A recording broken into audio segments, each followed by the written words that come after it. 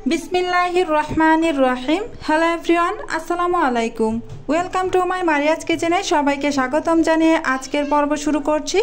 आमार आजकेर पर्वे थाकছে काँचा पेঁপে दिए श्यामाई रान्नार रेसिपि। चलुन ताहले देरी ना करे आपनादेर साथे शेयर करी এই काँचा पेঁপের श्यामाई रान्ना।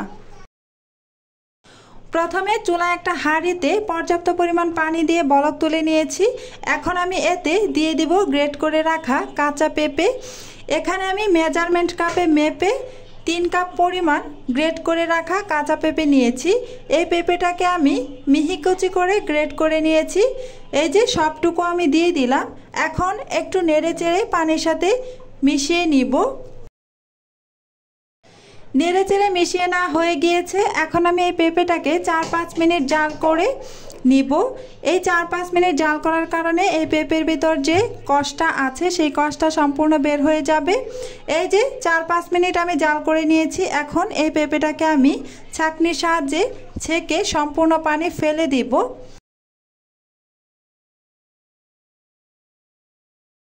চুলায় একটা প্যান বসিয়ে গরম করে এতে আমি 1 টেবিল চামচ পরিমাণ সয়াবিন তেল দিয়ে দিলাম।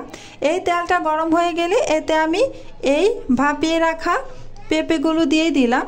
এখন নেড়েচেড়ে এমনভাবে এই পেঁপেটাকে ভাজতে হবে যেন এক ফোঁটাও পানি না থাকে। কেননা এই পেঁপের মধ্যে পানি থাকলে যখন এই পেঁপেটা আমরা দুধের ভিতরে দিব তখন দুধটা ফেটে যাওয়ার চান্স থাকে। তাই এমনভাবে ভাজতে হবে যেন কোনো প্রকার পানি না থাকে। এই যে আমার পেঁপেটা ভেজে নেওয়া হয়ে গিয়েছে। এখন আমি নামিয়ে এই প্যানটাকে আবারও ক্লিন করে নিব। ভেজে নেওয়া পেঁপেগুলোকে নামিয়ে তারপর এই প্যানটাকে আবারও ক্লিন করে চুলায় বসিয়ে দিলাম। এখন এতে লিকুইড দুধ দিয়ে দিচ্ছি 1 লিটার পরিমাণ।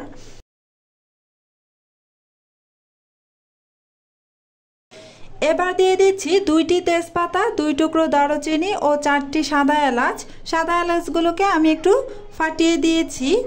এবার দিয়ে দিচ্ছি 1 কাপ পরিমাণ চিনি আর দিয়ে দিচ্ছি 1.5 চা চামচ ঘি। আর যারা মিষ্টি খাবারে লবণ খেতে পছন্দ করেন তারা লবণ দিয়ে দিবেন। আমি এখানে সামান্য একটু লবণ দিয়ে দিলাম। এবার ঢাকনা দিয়ে ডেকে বলক চলে আসা পর্যন্ত অপেক্ষা করব।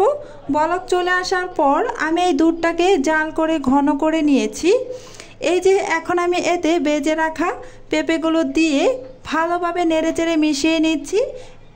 এমনভাবে নেড়েচেড়ে মিশিয়ে নিতে হবে যেন পেঁপে দলা পেকে না থাকে। আমার মিশিয়ে নেওয়া হয়ে গিয়েছে। এখন ঢাকনা দিয়ে ডেকে কিছুক্ষণ রান্না করে নিলাম।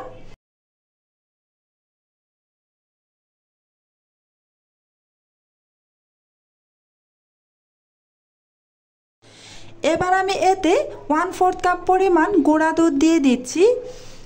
এবার এই গুঁড়া দুধটাকে সেমাইয়ের সাথে খুব ভালোভাবে নেড়েচেড়ে মিক্স করে নিব। এই যে মিক্স করে নেওয়া হয়ে গিয়েছে। এখন আমি নেড়েচেড়ে কিছুক্ষণ রান্না করব। পেঁপে সেমাইটাকে আমি কিছুক্ষণ নেড়েচেড়ে রান্না করে নিয়েছি। খুব বেশি পাতলা বা একেবারে ঘন রাখিনি। আপনারা দেখে নিশ্চয়ই বুঝতে পারছেন। আমার সেমাই রান্না কমপ্লিট হয়ে গিয়েছে। এখন আমি পরিবেশন করে নিব।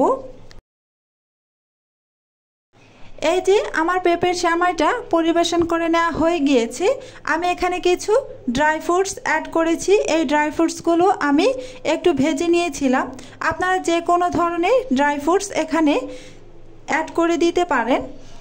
আমার আজকের এই রেসিপিটি আপনাদের কাছে কেমন লেগেছে কমেন্ট করে জানাবেন। একটা লাইক দিয়ে দিবেন। আজকে পর্যন্তই বিদায় নিচ্ছি। আল্লাহ হাফেজ।